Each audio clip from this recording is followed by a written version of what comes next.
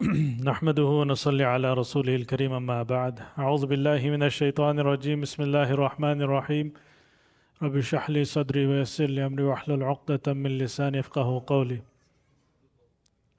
Just to recap what we talked about last week.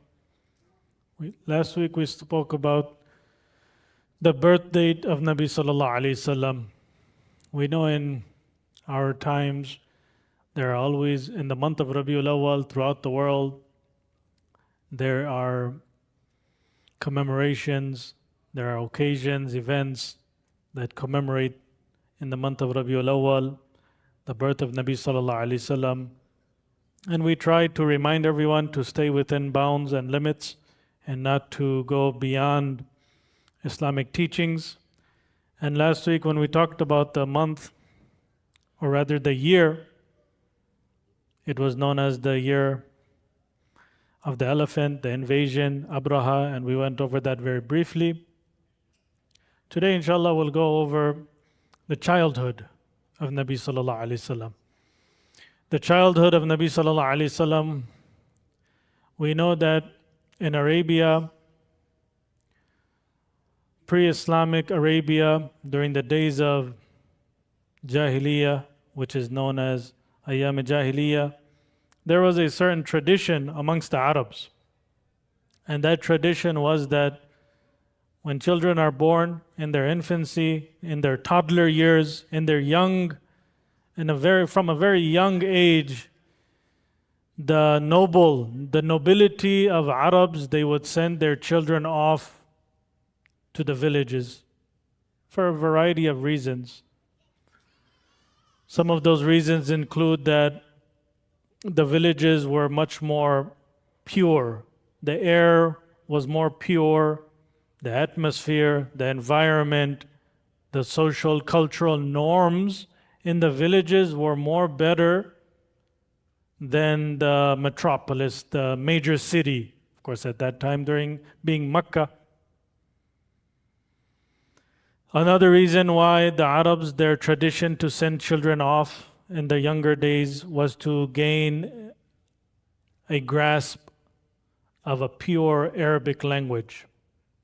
You and I, we know that when there's a mixture going on, America is known as the mixing bowl, where literally America is known as the land of immigrants. People have come to America from all parts of the world. So if any of us are trying to preserve our mother tongue, especially amongst our children, we hope that our children will be able to speak the mother tongue at home. It is quite difficult to do so in America. The children in their younger days in our own homes, probably once they first start speaking, they might speak in the mother tongue. As they grow older, 3 years old, 4 years old, as soon as they enter school and they go to kindergarten or preschool, immediately the child flourishes in the English language and they don't speak anything else except for English. So for us to appreciate what was going on, what Nabi Sallallahu Alaihi Wasallam experienced in his childhood, we try to relate what we are experiencing in our day and age, and we try to connect the dots with Nabi Sallallahu Alaihi Wasallam and the cultural norms of that time as well. So again, all of us sitting here today, we're living in Metro Detroit. This is known as Metro Detroit, even though it's Farmington Hills. We know that this is the population of Metro Detroit consists of millions, if you count all of the major cities across. And then if you go to other major cities in America, New York City, Dallas, Fort Worth, Los Angeles, these have huge number population. So all these people coming together from all sorts of background, and then you think of these innocent children that have to go through society experiencing this multi-diverse cultural background, language, societal norms. We can just see that there's a certain level of corruption that takes place. Even though we might try and protect our children from all that corruption, it just naturally takes place if we try to preserve and safeguard our children, even just going to pump gas or going to the supermarket, or we all know what happens in the public school system, the children will witness firsthand, eyewitness, all the societal norms that are going on. There was one young, innocent girl in the community. So they were driving by the bus stop, and such an innocent girl, she was probably like 2, 3 years old, and she's seen one of the American ladies. And the American lady was dressed a certain way. And this innocent child of 2, 3 years old, Muslim girl, 2, 3-year-old girl, turns to her mother and says, "Mom, I think that lady that we just passed, she forgot to wear her pants today." So this is what we're talking about, that the society that we live in is we see it, is so much corrupted. And during the pre-Islamic Arabia, the days of Jahiliyyah, there were certain societal norms taking place, even in Mecca, that the Arabs, they determined that to preserve our children, we need to send them off to the village. And we all know the famous story of Sayyidah Halimatu Sa'diyah radiallahu anha. She was the nursing mother of Nabi sallallahu alayhi wasallam, who came, and we all know the story. Initially, when Halima radiallahu anha, she came, she was experiencing an economic downturn in her own household.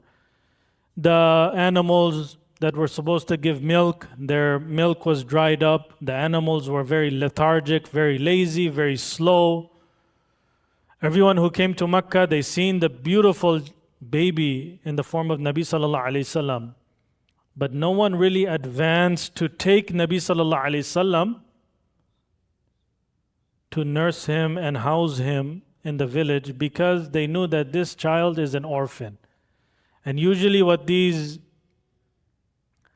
foster homes, they tried to look forward to, at the end of the period of taking care of the child, they would look forward to a payday.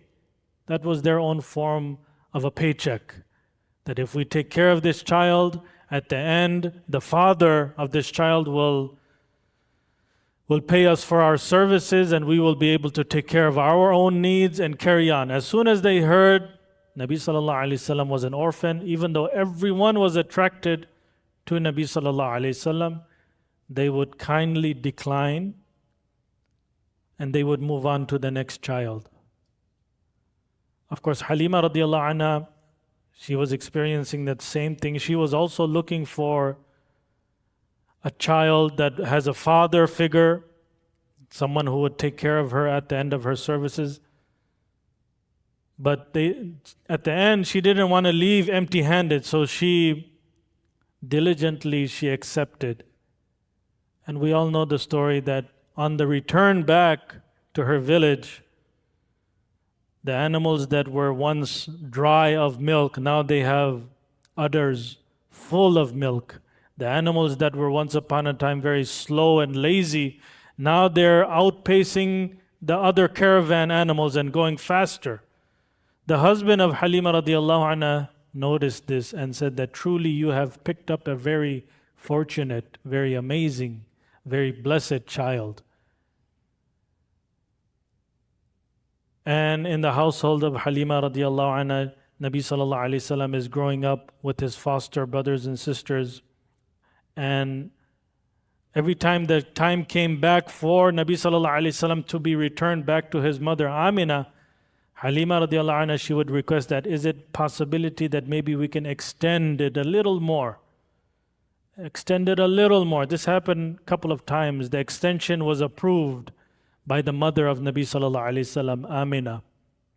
But there was one moment where it was considered to be too dangerous for the life of Nabi sallallahu alayhi wasallam, because the story goes that once Nabi sallallahu alayhi wasallam was playing with his foster brothers and sisters, and what happened is that shaqqus sadr, the Nabi sallallahu alayhi wasallam's chest being opened by two white clothed men in the form, of course we know the story, angels, Jibreel Amin, takes out and cleans Nabi sallallahu alaihi wasallam's heart Mubarak, and Nabi sallallahu alaihi wasallam's chest is sealed back up. Later in life, after Nabuwah, Anas radiallahu anh, he confirmed that later on, when Nabi sallallahu alaihi wasallam was even 50 years old, we can just imagine Nabi sallallahu alaihi wasallam 50 years old, Anas radiallahu anh being khadim of Prophet sallallahu alaihi wasallam, Anas radiallahu anh confirmed that I seen the markings on his chest, sallallahu alaihi wasallam, of what Nabi sallallahu alaihi wasallam experienced, a literal open chest. If you want to call it surgery, we all always hear regularly open heart surgery taking place in our day and age. So whatever Nabi sallallahu alaihi wasallam experienced at that time, Anas radiallahu anh, he confirmed it for you and I to appreciate what Anas radiallahu anh seen, eyewitness. So all of these things, what we want to conclude with is taking some lessons away from how the Arabs, they would send their children off into the village. What was the benefit? Why did they do that? Is it a possibility for you and I to do something similar in 2025 and beyond? We all try to protect our children from all types of profanity, all types of corruption. So at that time, the Arabs, they had this sort of controlled environment in the form of sending the children off to the desert.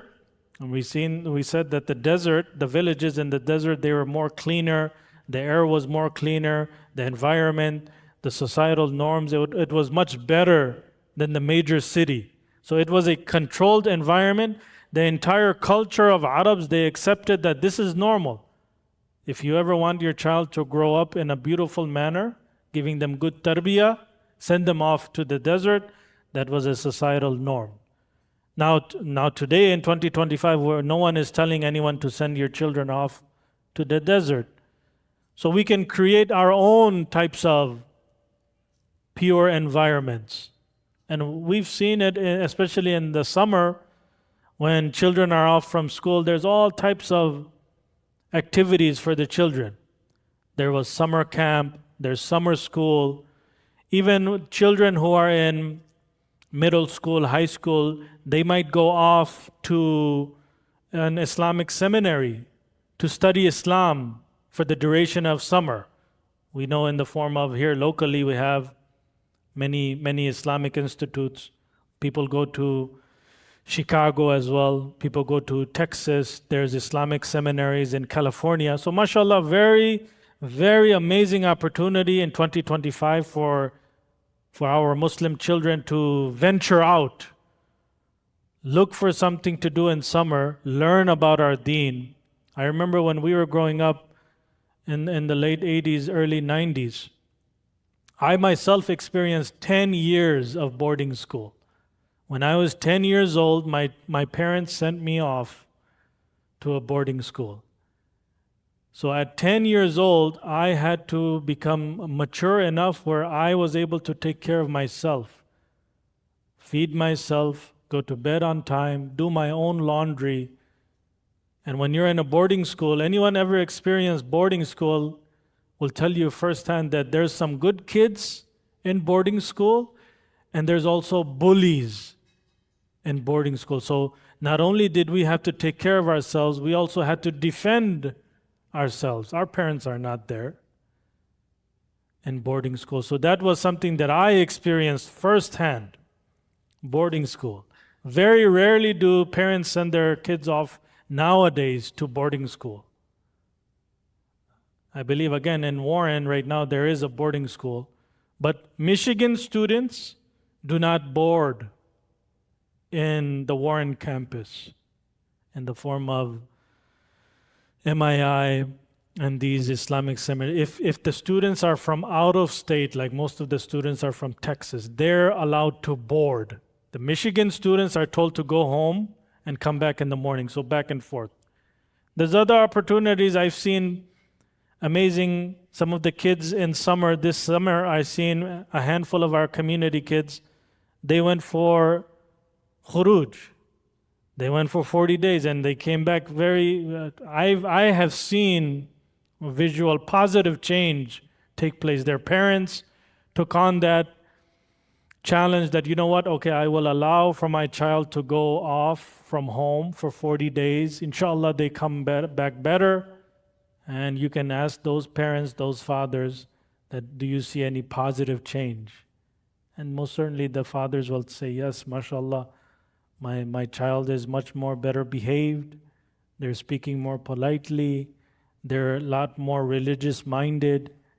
So these are things that the venues that we have in 2025, if we ever want to experience what Nabi sallallahu alaihi wasallam experienced when he was sent off to Halima radiallahu anha. Another reason why the Arabs would send their kids off, again we talked about this, they wanted the children to learn the pure Arabic, the language, and also the culture, the Arabic culture. You and I in 2025, again, any of us want to learn the Arabic language, there is these courses called immersion programs that exist all throughout America. You don't have to go overseas to learn Arabic.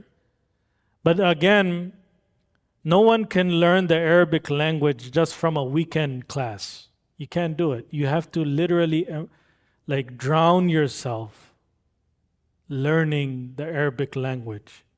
Completely dedicate yourself. If we ever want to say that, okay, Arabic, learn.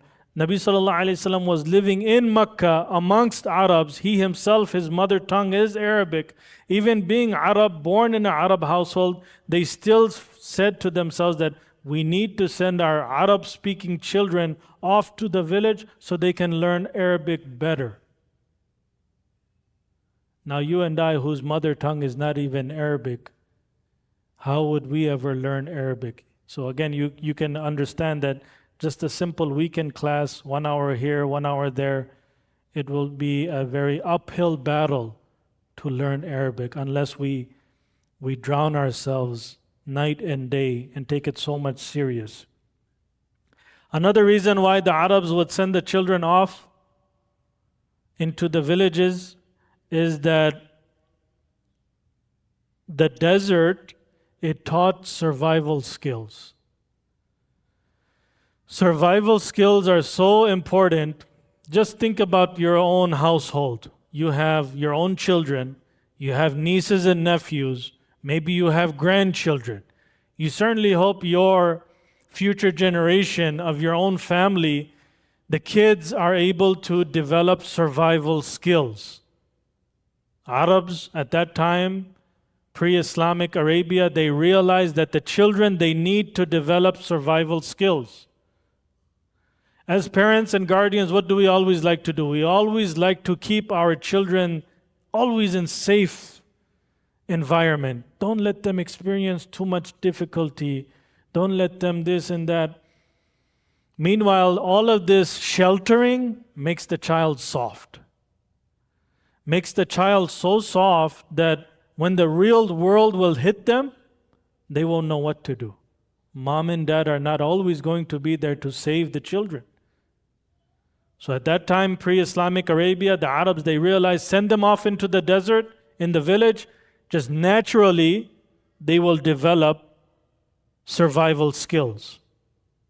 And in 2025, some things exist. For example, I told you about boarding school, how I had to develop survival skills if I wanted to survive in boarding school. Even non-Muslims, there are also some masjids across America. They have these, I think it's called Boy Scout. Boy Scout, there's a troop. I know in Texas, the masjid in Dallas, they have a troop, Boy Scout, and the boys with their fathers, they go out hiking. They're able to not only set up camp, they're able to put up a tent, they're able to gather firewood, they're able to start a fire.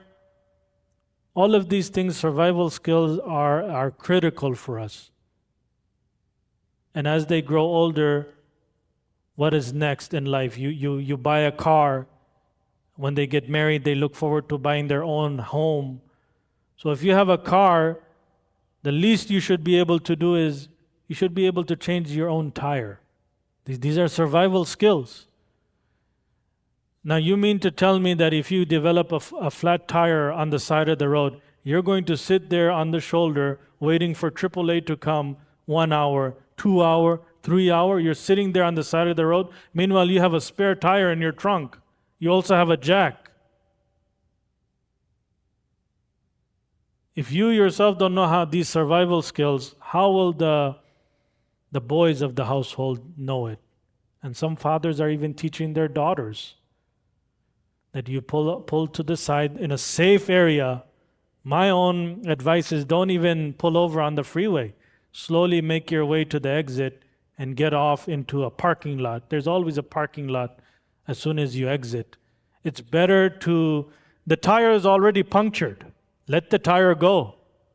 Slowly make your way, get into a safe area, because we always hear stories that someone stopped on the freeway to change the tire. Meanwhile, Allah subhanahu wa ta'ala forbid, a car hit them and they died.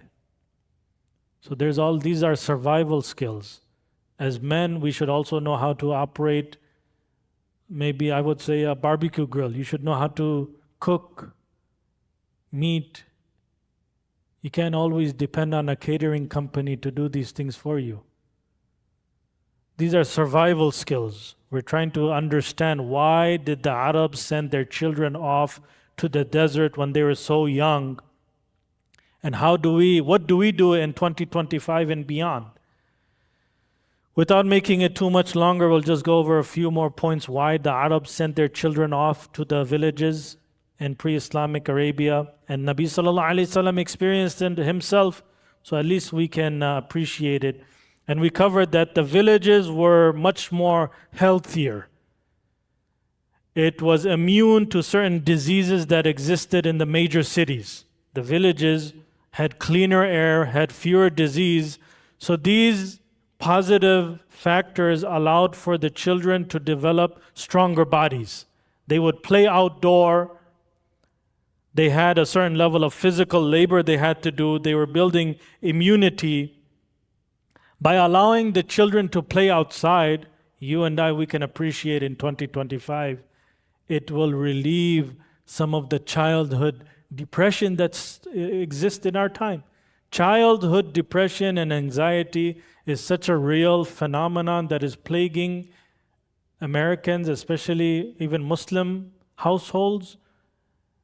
If we go back to our own childhood, sometimes I remember in the 80s and 90s, I would take my bike out in the morning, I would come back in the evening. There was no concept of stranger danger. Our parents always knew that we were right in the neighborhood. We were close by. We would come home, we would eat lunch, and then right away we would go back out with our bike.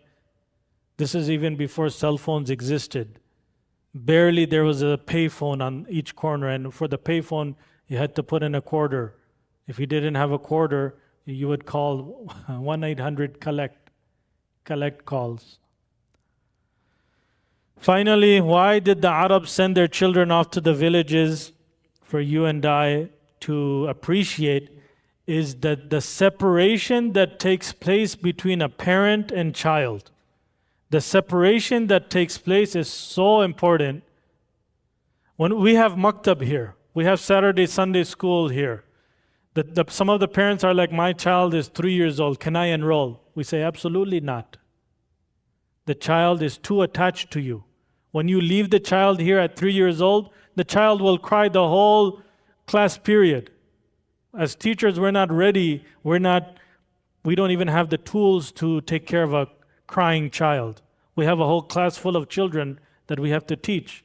So we say the minimum age that we allow for students to enroll in our maktab programs is age 5. Why? Because this child has already enrolled and experienced kindergarten. When the parent will drop off the child in kindergarten, that separation takes place between mother and father and child. So you can just now understand when the children of pre-Islamic Arabia were being sent off to the desert, that separation was experienced. Now you and I, we have a task that, when was the last time I was separated from my own child? How long was I separated for?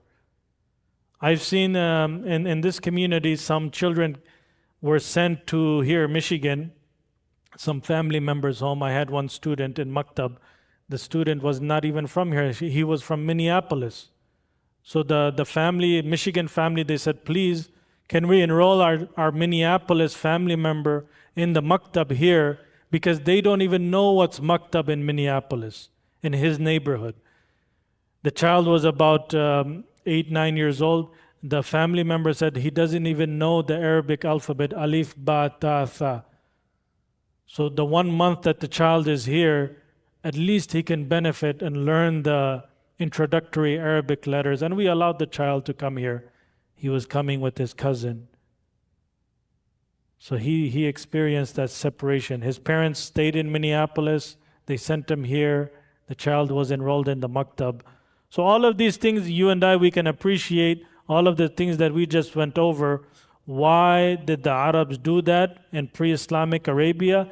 And what type of things can we do in 2025 to help develop our children, to give them good tarbiyah, to make sure that they're growing up strong so that they can also become independent human beings. They can become self-reliant, self-sufficient, strong Muslims. In conclusion, we end with Nabi sallallahu alayhi wasallam said that the strong believer and the weak believer. Nabi sallallahu alayhi wasallam said that the stronger believer is much better than the weaker believer in terms of strength, self-reliance, courage. But Nabi sallallahu alayhi wasallam also mentioned that there is also good in the weak believer. Everyone has their own good potential that they can do good in the world.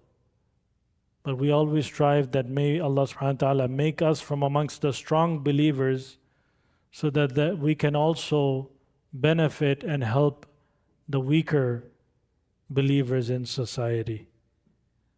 In conclusion, we make dua that may Allah subhanahu wa ta'ala allow for us to continue. Today we've very briefly covered regarding the childhood of Nabi sallallahu alayhi wasallam. We went over the story of Sayyidah Halima Sa'diyah radiyallahu anha, Nabi sallallahu alayhi wasallam going there. Next week, inshallah, Allah subhanahu wa ta'ala give us the tawfiq. We'll go over Nabi sallallahu alayhi wasallam's early childhood. And we'll go over every single prophet and messenger. One of the occupations and jobs that every single one of them experienced was that they were a shepherd. They all experienced being a shepherd. So inshallah, next week we'll go over that. May Allah subhanahu wa ta'ala give us the tawfiq. Wa akhiru da'wana. And alhamdulillahi rabbil alameen. Jazakumullahu khair.